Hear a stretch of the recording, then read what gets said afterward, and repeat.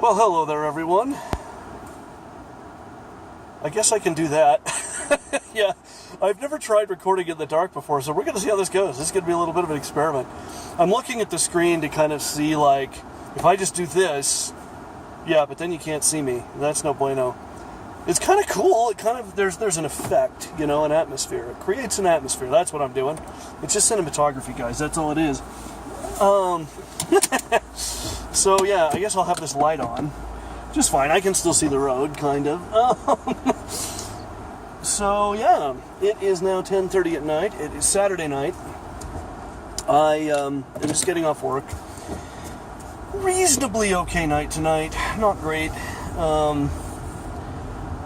Oh, God, you know, I could probably make more money in less time if I was working, like, evening shifts, and I don't know. God damn it. I always have to do something. I always have to... I need to do, I don't know, like, I like working days because, I don't know, it just helps me stay on, like, a more normal schedule and all that good stuff, but on the other hand, as one might rightly point out, it can be more lucrative to work in the evening. So, anyway. So, I've been kind of thinking about, you know, what do I want to talk about in the vlog today, and I want to talk about this. This is, so a friend of mine and I were talking a while back, I don't know, maybe a year ago, and he was, you know, talking about minimum wage and, you know, the sort of the plight of American workers, and I thought, you know, it's,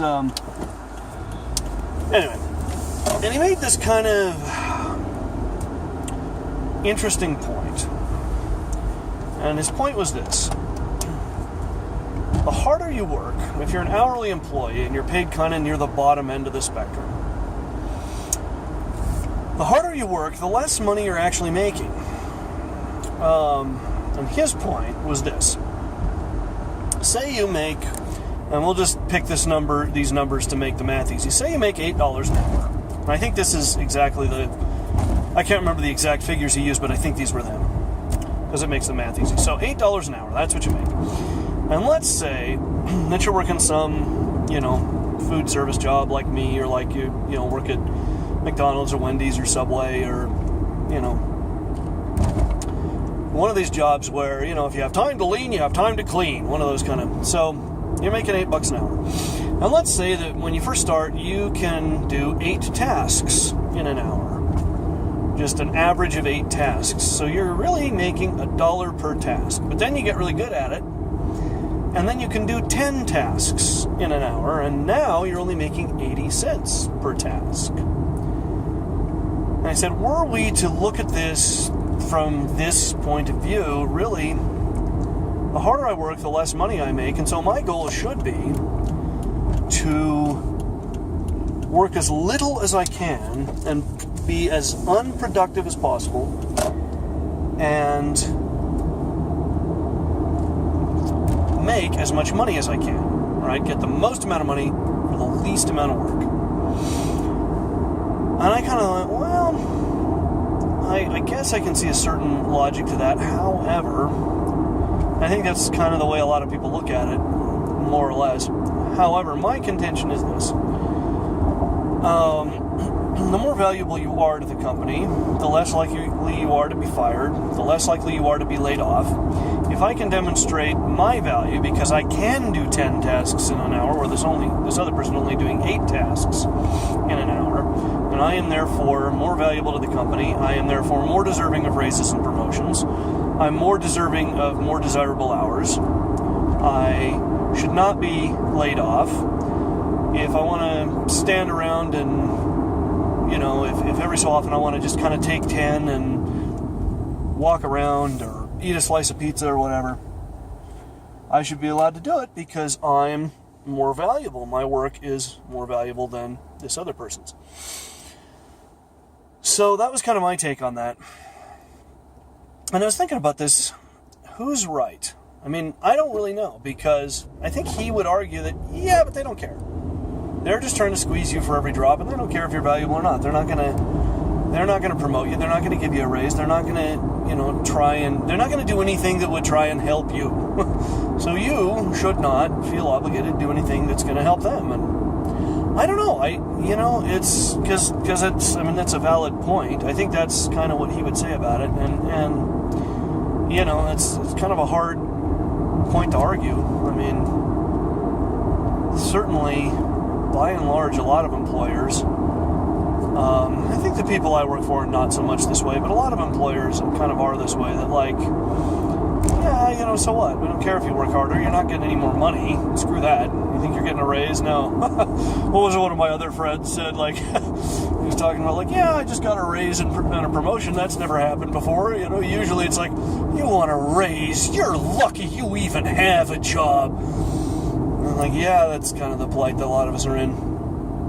But it's an interesting thought. I mean, I don't know. I think I couldn't do a job that I wasn't really invested in, or not. I mean, obviously I can, because I do, but I have to be invested in what I'm doing. I have to feel like I'm doing a good job. I have to feel like I'm giving it my all. It just is a matter of personal pride. And it's got nothing to do with how much money I make. God, I've told people this. When I was working at Domino's, I was making twice, in some cases a little bit more than twice, per month what I was working in a high school. And if that doesn't say something about how fucked up our priorities are in this society. But, there's also, there's a reality there. I mean, they're just, the schools don't have the money, and they really are strapped for cash, and especially in Utah, where we have the birth rate of a third world country and all this stuff. And it's really, really hard. And Domino's, for some reason, people keep calling them. People keep ordering from them. I'll never understand why, but they do. So, yeah, I don't know. It's all just kind of a really tough thing. I don't know. I miss working in an educational environment. I've thought about trying to go back there, but I don't know. I'm 36 years old, and I'm like a pinball in slow motion. I have no direction. I have no sense of what it is I want to do, and that is probably a really as good a reason as any as to why I don't make money. And that's the thing about money. It's such a weird thing. It's not how hard you work has nothing to do, and never will, never has, never will, have anything to do with how much money you earn.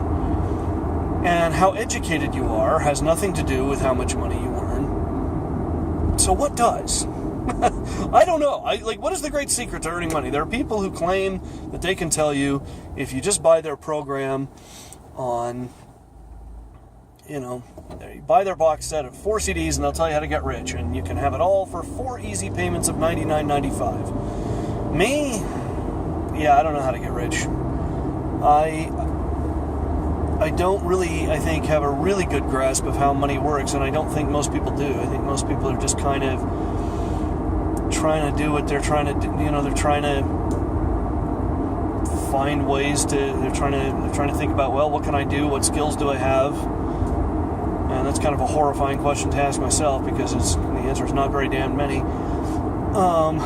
What can I do to earn money? What can I do that's going to be valuable to people? What can I do, whether it's working for myself or working for somebody else or starting a company or investing or whatever? It's like, what can I do to earn money? How can I do that? And you do run into problems like, well, there's a lot of jobs I'd like to do, but they just don't pay enough. And, it's like the dilemma I face now with, I'd like to stay where I'm at, and I'm just not making enough money. Whereas if they were to let me come back and work at Domino's, I don't know if they would, but if they did, I would make a good deal more money. I just would. Which is really horrible, because I don't know, Domino's is a company that really needs to get its shit together in a lot of ways. And yeah. So, that's a dilemma that I think a lot of people face. I know I have a cousin who's flat out said, he said, if I could make a living doing it, I'd just be a river guide down in Moab and, just take people on rafting trips and stuff. And that's kind of a minimum wage gig, so that's not really going to sustain him. But he used to do it every summer when he was in school, and he loved it. He said, God, I wish I could do this for a living. And yeah, I get that. I do. And again, I think a lot of people have that dilemma. It's like, well, here's what I'd really like to do, but I don't know if I can make money doing that, so what can I make money doing? And it's a tough thing. It's a really tough thing. And it kind of goes back to, talking about this thing of how much am I making per task? I think, as much as I think it's an interesting question to explore, I think it's the wrong question, because the thing you have to be thinking about is what is it that I like doing, and how can I contribute to society and make money doing it? What is it that I have to offer, I guess, that might be valuable to people? That's when. And so whether you're making, $8 an hour, $80 an hour, whatever you're making,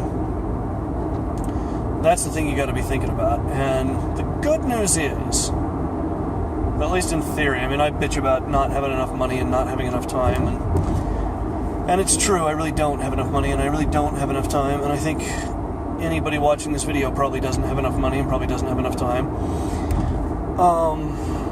But the good news is, in theory, nothing is stopping anyone.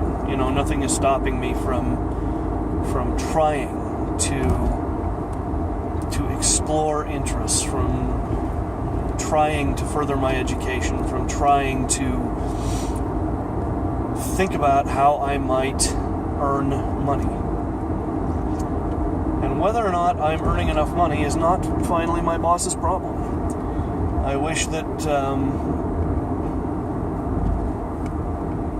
that we could change the nature of how we view education in this country, so that instead of, you're going to school because at some point you're going to go work for somebody else, and the somebody else wants you to have a degree, we were talking about, you're in school to learn and grow and explore interests and think about what it is you like doing and what it is you're good at and how you might earn money doing it in the real world of business and making money, and whether that's working for somebody else or being self-employed, starting your own business, whatever it may be. That's what the purpose of education should be. And it can be that, but you have to sort of think about it that way, and then you have to be thinking about, what is here that I can use to help me explore those interests. And it sounds so simple to me as an adult, but as a kid it really, really wasn't. As a kid I didn't understand what I was there in school to do, and I really did feel like they were just taking up all the time that I could have spent maybe doing those things with, look up the definitions in the back of the book and then do a crossword puzzle on it and then do a word search on it and then do a fill in the blank thing, and it just all was so stupid. I just didn't understand it. It's like, what am I doing here, people? And all that stuff was there, I just didn't see it, and it's kind of maddening to me that I didn't see it. And it was maddening to me at the time, knowing there's something to this that I'm not seeing, there's something to this I'm not getting, and nobody will tell me what it is. But that's kind of, I think, going to be my final thought for the day. So, that's it. I am, thank God, off tomorrow, so I will see you guys on Monday.